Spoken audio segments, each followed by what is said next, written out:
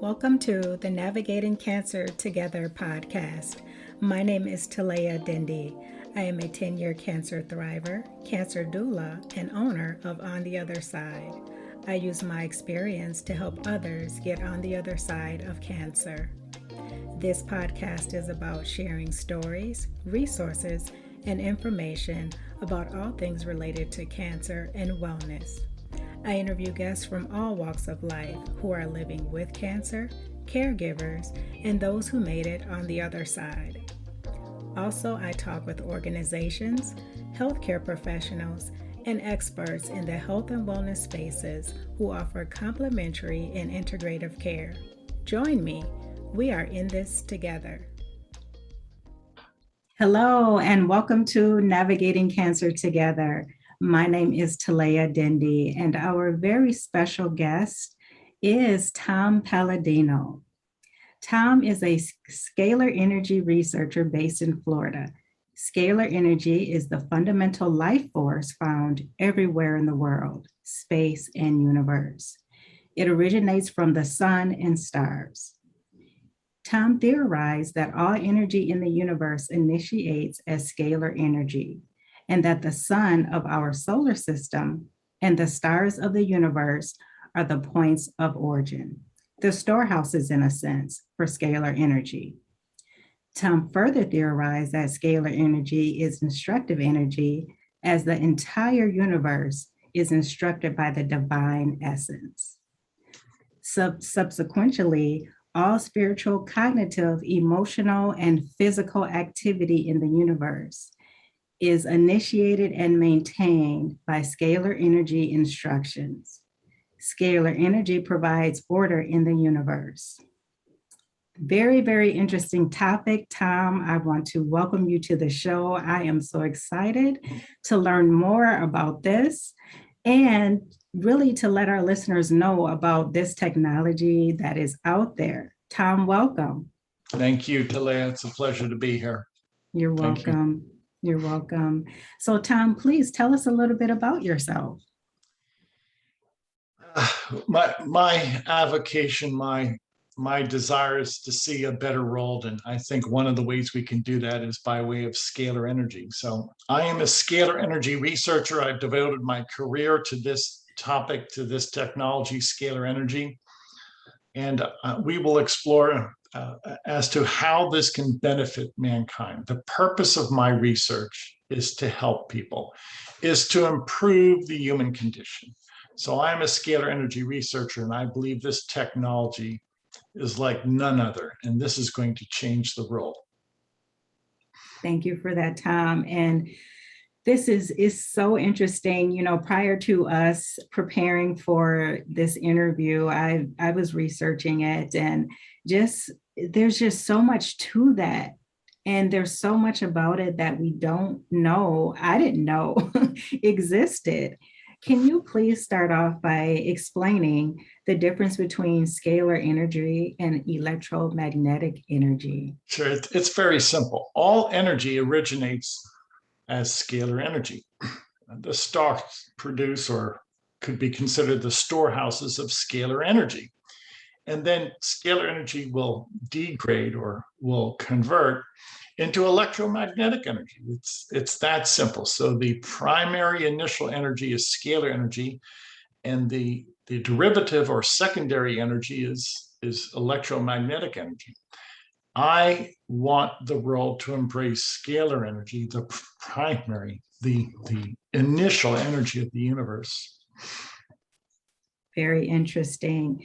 And so how does scalar energy transmute matter? Scalar energy carries instructions. It is responsible for holding together atoms and molecules. So this is the intelligence. Scalar intelligence holds together atoms and molecules.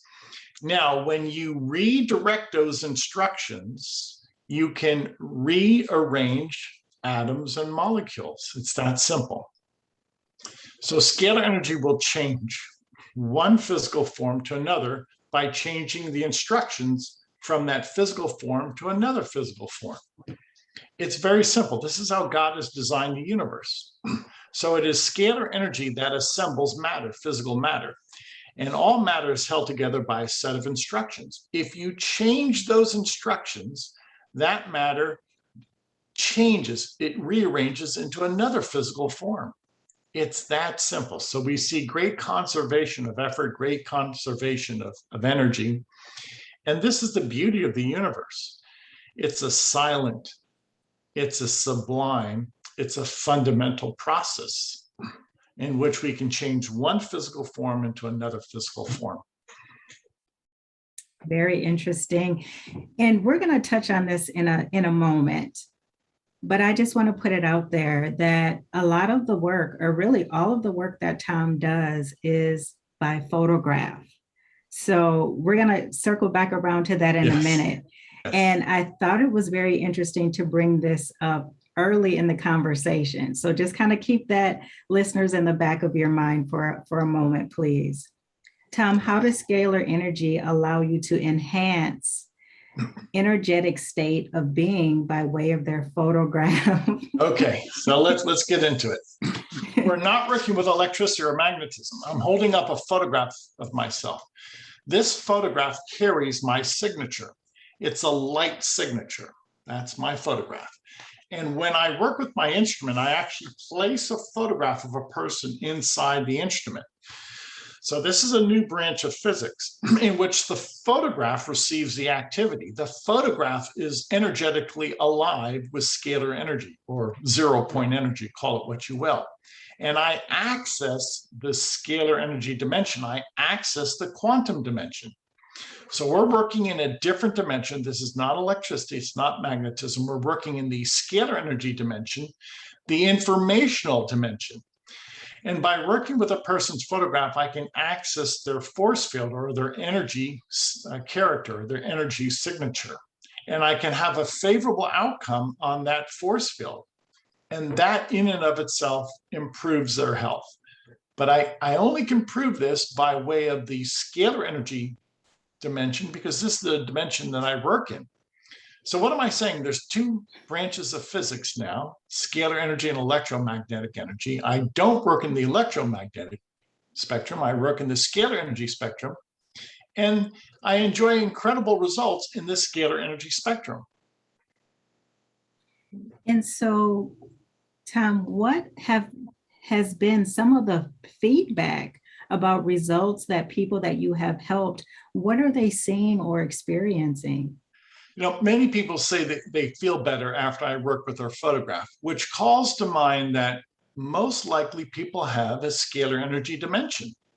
You know, if you look at modern day physics, we only consider electricity and magnetism, but I'm saying that people probably have a scalar energy dimension as well as electromagnetic dimension. So if my work is valid, then I've proven that people and animals have a scalar energy dimension, and that I can access that dimension by way of a photograph. So to answer your question, the greater majority of people feel better. We provide a 15-day free trial. And after people experience the 15-day free trial, invariably, most of them say, I feel better. There is merit to this. Wonderful. And as you mentioned, Tom has a 15-day free trial. So if you are very interested in this, make sure that you sign up for that free trial. And before we end today, Tom will tell you where you can go to take advantage of that. So what unique experiences have you witnessed in working with scalar energy in your laboratory? In my laboratory, it's predominantly a scalar force field. There's no more what I would consider an electromagnetic force field. Now, in that environment, I've noticed that electrical instruments do not behave normally. If you bring an electrical instrument close to my scalar energy force field, it will not work. Because the scalar energy force field overrides the electromagnetic composition of the electromagnetic signal for other types of electrical instruments. For instance, I've noticed anytime I bring my cell phone in my laboratory, I can't make or receive a cell phone call, because the scalar energy will override my electromagnetic signal in my cell phone. proving that I have a different dimension in my laboratory. Wow. And so you're mentioning an instrument. Do you feel comfortable sharing or kind of giving us a description of what that instrument is? Sure, sure. It's on my website. They are custom built instruments. To describe their composition, there's a great deal of circuitry involved, a great deal of geometry involved in these type of instruments. And the powerhouse instruments have a vacuum tube, they have a capacitor, they are powered in that sense. And they also have 2 Tesla coils in which those Tesla coils will amplify and propagate the scalar wave. So it is rather unique. I believe nobody in the world has this type of instrumentation, and hence nobody can achieve the results that I'm achieving with these instruments. Wonderful. And Tom, how many years of research have you poured into scalar energy and being able to get it to the point where it's at today? This has been my life calling. I'm 61 years of age, so ever since my collegiate years, I've had this viewpoint that we could change the world with scalar energy. So it's been a good 40, 45 years of research. It's been very rewarding, but I won't in any way equivocate here. This is hard work. Mhm. You've got to be dedicated. This is a new and emerging science. And much of my work is groundbreaking because with the exception of a few researchers previously, you have to discover this on your own. There is no college textbook. You've got to rely upon God's wisdom. Oh, God's wisdom. I love that. And so, Tom, of course, I can feel your dedication and all of those wonderful things to scalar energy. And you mentioned yourself that it's been tough work. Do you feel comfortable sharing like some of the barriers or challenges that you faced? Let me say this. Most of the people I've ever worked with for the past 40 years have been very receptive. So I want to thank the people around the world for being open-minded. And without a grassroots effort, this will not succeed. So I thank the people that have at least been open-minded about this. And then I want to thank my predecessors, maybe no more than 10 scalar energy experts who develop instrumentation who have inspired me. So consider how narrow of a scope this is. I can only mention 10 at most scalar energy researchers over the past 100 years that frankly knew what they were doing and could develop instruments. You could talk all day long. Unless you can develop an instrument and experiment with that instrument, you're not a scalar energy researcher. Okay? It's like, can you learn how to play golf by reading a magazine? No, you've got to go play golf. So, sadly, I can only cite maybe 10 scalar energy researchers, and I've studied most of them, or as much as I can, from those 10 researchers, and they were, if you will, the building blocks. I'm standing upon their shoulders. Without them, I would not be here today.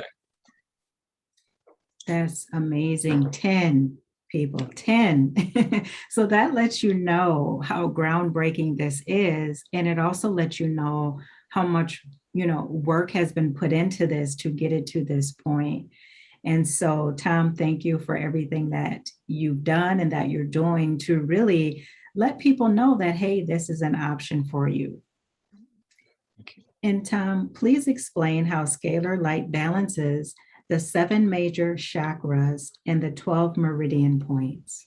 Okay. If we look at a chakra, and sometimes we've been able to photograph a chakra by Kirlian photography, they're spinning vortices. They spin. And that's what scalar energy does. It spins. So I concluded a long time ago that our 7 vortices, the 7 chakras, are 7 spinning scalar energy double helixes, or what I would consider a phi spiral. What am I getting at? We have 7 scalar energy points in our body. They spin. And those chakras are animated, maintained by scalar energy. So the best way you can access a chakra is by scalar energy, not by electricity. And scalar energy will realign, will reprogram those 7 chakras. 7 is a perfect number. I think that's why God designed 7 chakras.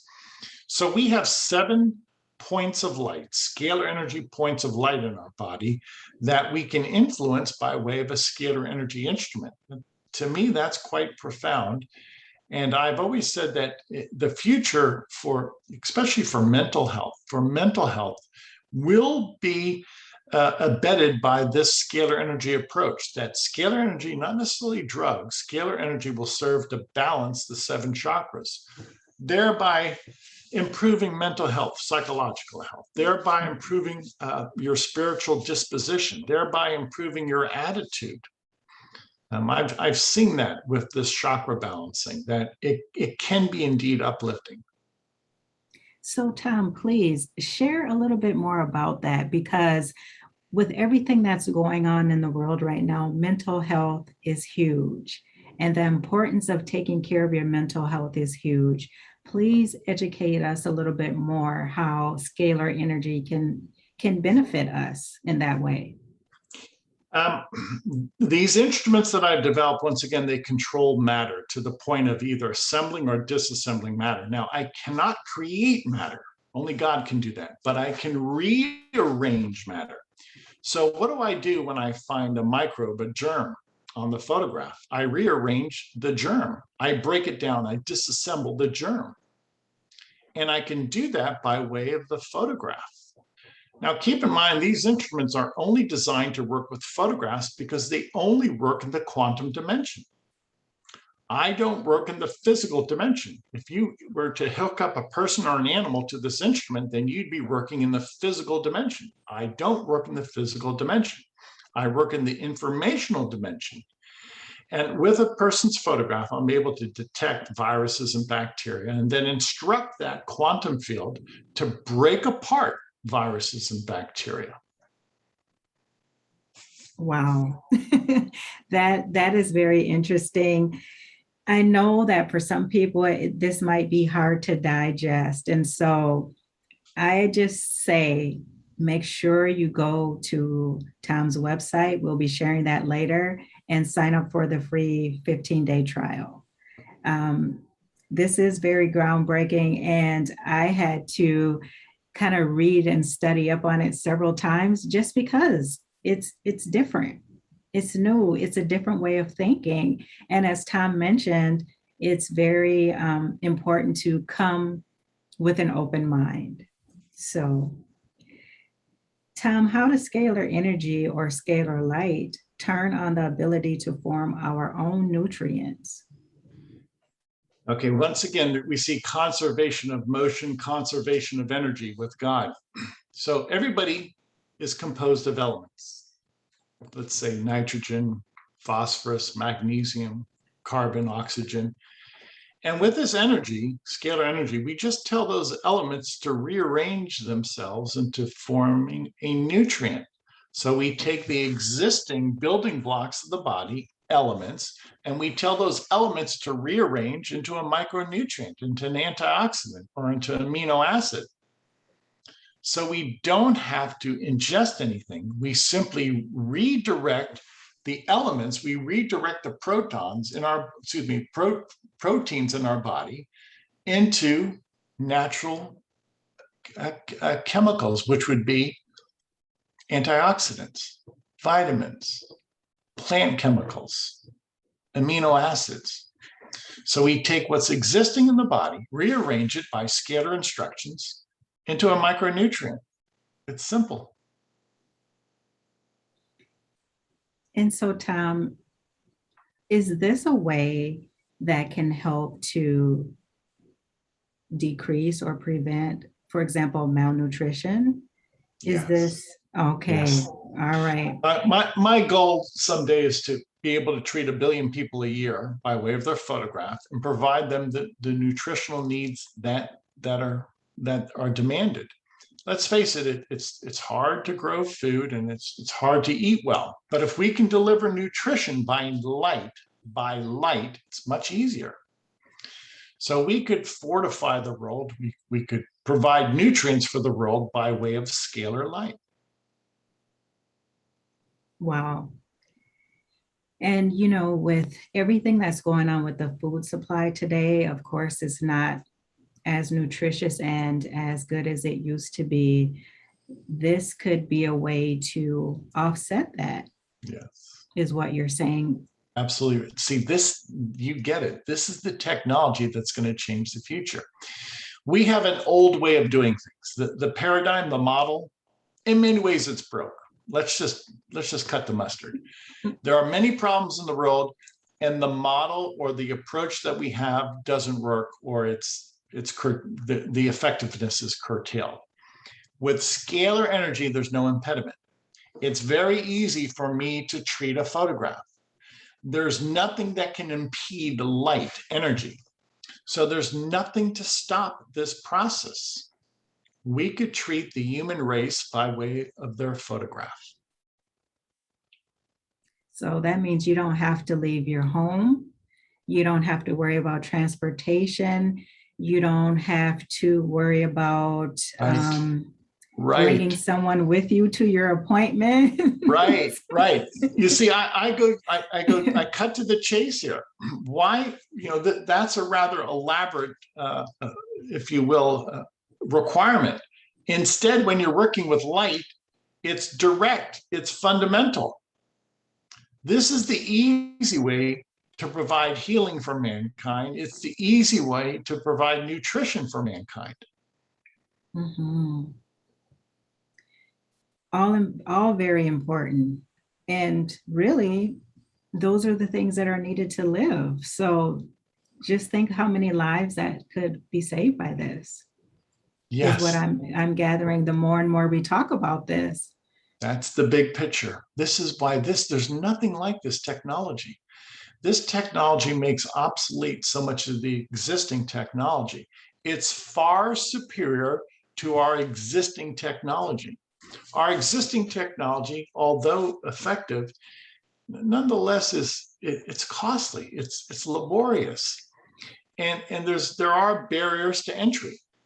There's no barrier to entry for a photograph. Okay, let's face it, if you want to provide nutrition for people around the world, you have to grow food. You have to distribute the food. You have to eat the food. You have to refrigerate the food. I would much rather take a photograph and send energy to a person and create the nutrient. It's so much easier. Mm-hmm. And, you know, today in our time, costs are huge for everything. Going to the doctor, food, taking care of your mental health. There's so many costs involved. And this seems to be a way to get all of those needs met in a number of effective ways. And like you said, it removes a lot of the barriers that people face to getting what they truly need. Exactly. When you're working with light, you don't have to worry about refrigeration or trucking or growing of crops or the harvesting of crops. You just simply create the nutrients that you need by way of light. Tom, please explain how scalar energy is everywhere in the universe and thus transcends time and space. One of the things God made apparent to me, that scalar energy is his divine presence. And it's necessary because everything needs instructions. In order to maintain a universe, you need instructions to maintain the universe. And scalar energy serves as the instructions of the universe. If you were to cut off that intelligence, those instructions, you would not have a universe. So what am I getting at? Scalar energy has to be everywhere in order to maintain an infinite universe. If you don't have those instructions, if you don't have that intelligence, then you no longer have a universe. So it's rather apparent an infinite universe calls for an infinite energy, which is scalar energy. So if the universe is infinite, then you have to have a matching, you have to have a corresponding energy that is infinite. Great explanation of that. So to tie into what you just explained, please touch on how scalar energy is the cause of time. We look at the cause and effect relationship of everything in the universe. And time is not fundamental. Energy is fundamental. Light is fundamental. So the cause of time is light. So cause and effect. Now, if scalar energy is the cause of time, how does it cause time? Well, if you look at the nature of scalar energy, it rotates. Again, it's a vortex, or it's rotating. And when you rotate that light in one direction, time moves forward in one direction. If you rotate that light in the opposite direction, time moves backwards. If you're in a perfect scalar energy environment, no longer subject to the rotation, but if you're immersed in scalar energy, time stands still. Now, there have been various scalar energy researchers that have immersed themselves in a scalar energy environment, and time stood still because they were no longer subject to time. They were immersed in scalar energy and they were outside of time. It's kind of like a river, to use an analogy. If you jump into a river, that river takes you in a stream, and you experience this current. And you could say the same thing about scalar energy. It's a current of, so to speak, of energy. But if you're immersed in a scalar energy paradigm, you're outside of time. You become eternal. You become immortal. Let's say immortal. Use that word. So when you were explaining this about time, for some reason, daylight savings time popped into my mind. And it made me think about how just shifting the clock an hour affects really our lifestyle in a sense. We have to wake up earlier. We have to, or later, I should say, things, even that 1 hour time difference just changes so much. You hear people talk about how tired they are, how they're having a hard time sleeping. That's something that came to mind when you just talked about the cause of time. How does, for example, daylight savings time play a part into this? Obviously, daylight savings time is man's ingenuity, and it's necessary for various reasons in certain locations. But that would lead itself to the fact that if the sun, which is a scalar energy orb, is responsible for time, then we have to relate our lifestyle to sunlight, how many daylight hours we have. Now, there was a biblical passage in which God stopped the progression of the sun and the day stood still. And if you look back at that biblical passage, you have to ask yourself, why did time stand still? Time stood still because the sun stood still, because scalar energy instructed the sun to stay still. So, not to get too far off the path here, but scalar energy is responsible for sunlight, and that sunlight is responsible for time. Okay, wonderful. I was trying to make that connection for myself and the listeners as well by taking something that we're all familiar with and kind of using that to help make things a little bit more clear. So thank you for segueing with me a little bit on that. So you mentioned that there were 10 scalar experts prior to you, Tom. Who were those researchers and physicists of the past? Quickly: Tesla, Hieronymus, Morey, Grebennikov, a man by the name of Antoine Priory, Whitaker, and a few others at Kozyrev, and a few others. But that's about it. And the reason that this is such a narrow field, it's so poorly understood. There is no college textbook. You have to engage in private study. How many people have the time for private study? not many. Mhm. And we have to consider, what is the benefit from all of this research? Unless I would have an outlet for my research, then this would have been just a private, a private, if you will, attempt to improve my understanding. That's not my point. My work is to improve the world condition. So these theorists who preceded me, all of them were humanitarians, and all of them wanted to see that this type of technology would be promoted, but it's been suppressed, frankly. It's been suppressed. And I can, in a sense, understand why, because if you're able to reduce costs and things like that, you're kind of messing with people's money. So you're right. These instruments, a scalar energy instrument, can do the work of 1 million people. The more technology advances, I've said this so many times, the 40-hour work week is obsolete. Wow. It's obsolete. If instruments do our work, the 40-hour work week is unnecessary. Yes, I can see where that would be the case.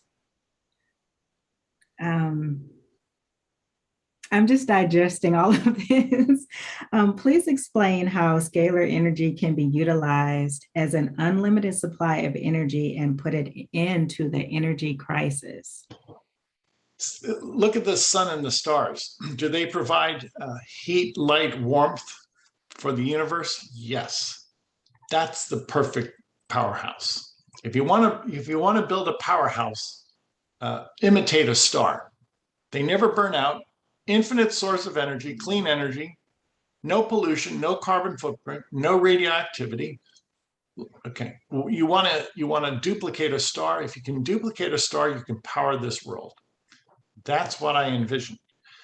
Scalar energy instruments are miniature stars. If we had a miniature star, there would be no power issue. We would have infinite power. Please help us understand, Tom, how scalar energy is the cause of gravity. Cause and effect, once again. Gravity is not fundamental. Energy is fundamental. When scalar energy, if you will, points inward, it creates a gravity wave. When you displace or when you break apart or I would say weaken a scalar wave, okay, then gravity starts to weaken. So gravity is nothing more than this concentration of scalar energy. Strengthen the scalar wave, you strengthen gravity. Start to weaken that scalar wave, gravity weakens. It's very simple. Okay. I want to circle back around to like nutrients and things like that. Please describe how scalar energy is to human enhancement as photosynthesis is to plants. My predecessor, a man by the name of Hieronymus, was developing scalar energy instruments, and he took a scalar energy instrument and he took a plate or a capacitor on the top of his roof, and he ran that energy by way of a wire into his basement. So a scalar energy instrument on the top of his house, he ran that energy into his basement where he had potted plants. And he grew his plants in the dark with a scalar energy force field. Now, that in and of itself served to prove that you can grow plants in the dark with scalar energy. And it really occurred to me that probably the driving force, if you will, of all photosynthesis is scalar energy, whereas electromagnetic energy has a secondary effect. So if Galen Hieronymus can grow plants in the dark exclusively by way of scalar energy, that scalar energy, once it funnels its way into his potted plants in his basement, that served to grow his plants, but also it probably degraded into electromagnetic energy also. So I would have to say that both energies, scalar energy and probably electromagnetic energy, grew the plants in his basement in the dark. Now, that's my theory. Okay, interesting. It made me think about also um, like the rooftop gardens and things like that. However, he was able to kind of do it a little bit differently where, hey, I'm going to take from the sun and energy from outside and funnel it to my basement. And I have, in a sense, a growing environment in my basement. Yeah. Yeah. He was brilliant. Brilliant. Wow. If the world would ever revisit his work, they would discover what I've discovered. He deserves at least one or two Nobel Prizes. But again, scalar energy research is not embraced by academia. Mhm. It's suppressed. It's suppressed. Mhm. Tom, what do you think the future of scalar energy and how its acceptance will serve to change the world for the better? It's people that have to accept this and embrace this. My work is accepted again by a grassroots movement, and that's the key. Sadly, there's a lot of corruption today in academia and government, and they're not helping. They're not helping. If anything, they're an impediment. So people have to accept this energy. People have to embrace this. And with that, once people see the merit, people see the benefit, the merits to be derived from this energy, it will be, people will demand it, essentially. It will be crucial to be part of their lifestyle. Mhm. I could see where this would be a crucial part of a lifestyle. Yeah. Because what I've gathered so far is that there are many benefits and positive changes to the way that we're living and functioning today. Yeah. And as more and more time goes on, we're just seeing more scarcity with resources. Right. And the model's broke. Yeah. The model's broke. With scalar energy, there is no scarcity. I'm glad you bring that up. That's one of the primary concerns with any economic model, scarcity and choice. Well, with scalar energy, it's an infinite supply. There's no scarcity. If people recognize that, they would run towards scalar energy. This has been such a very enlightening and interesting conversation, Tom. And I just want to thank you for educating me and opening my mind up to something new, as well as the listeners. And the work that you're doing is very important. And thank you for dedicating 44 to 45 years of your life to this, to reducing scarcity and making things better for humankind. So I want to thank you for that. Thank you. And before we wrap up, Tom, I always ask my guests these two questions. The first question is, what is something that you've learned in life that you would like to share with the listeners? Make every day count. Make every day count. I might not hit a home run every day, but I do something positive every day. And when you look back on your life and you say, well, as long as I was positive and I did my best, that's all you can ask yourself of, and that's all that God wants. Just do your best. There's too much negativity in this world. I think a lot of people cut themselves short. We have an incredible world, but you just focus, and be happy. Mm-hmm. Great advice. And I'm with you with the negativity. And it's so critical to be able to figure out what works for you and how you can try to protect yourself from that negativity and negative energy, because it can quickly bring you down if you let it get inside of you. Yeah, you're right. And you might have to choose your friends. You might have to choose your arguments and choose your conversations if that's the case. But you want to surround yourself with uplifting people. Mm-hmm. And I can only imagine how important that has been for you with the work that you're doing. Yeah, you're right. Mm-hmm. Very much so. Yeah. Tom, what's next for you in scalar energy? Help me introduce this to the world.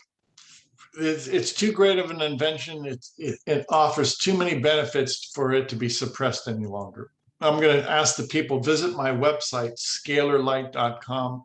Anybody can send in their photograph and we'll provide 15 days of free scalar learning sessions. Anybody, scalarlight.com, 15 days of free sessions for you. Just send in your photograph. Okay, Tom. And where else can they find you if they're interested in learning more about scalar energy? It's going to be my website because I'm trying to, if you will, dovetail everything into that one website. Keep in mind, I'm one man, I'm one researcher. There's no staff behind me. Okay. All right, fair enough. And Tom, I want to put this out there for people who may be nervous about sending in their photographs. What happens to the photograph once you're done doing your work? I destroy the photographs. I destroy the photographs. Yeah, we never, I don't archive anything. I destroy everything. Okay, all right. So go to Tom's website and sign up for your 15-day trial if you're interested. He also has videos of testimonials of people that have utilized this and have had great results. So do your research and just come at this with an open mind. And you never know what will happen and where it will take you. So Tom, before we end, do you have anything else that you'd like to add today? I thank you for your time, and I thank the audience for considering this new technology. Thank you. You're welcome, Tom. Thank you so much for your time. Thank you for educating me and as well as the listeners out there. So before we end today, I'd like to give a shout out to the listeners as well. Thank you for joining us. That's it for this Wednesday. And until next time, let's keep navigating cancer together. Take care. Thanks for listening to this episode of Navigating Cancer Together. I hope you enjoyed it. Please be sure to subscribe. And if you appreciate the show, drop a positive rating and review on Apple Podcasts or Spotify. For notes from the show, visit ontheotherside.life and check out the podcast section. After you check out the show notes, head over to my gift shop and show yourself or someone special in your life some love with gifts of encouragement, hope, and positive affirmations. I would love it if you joined us for the next episode. Talk to you soon.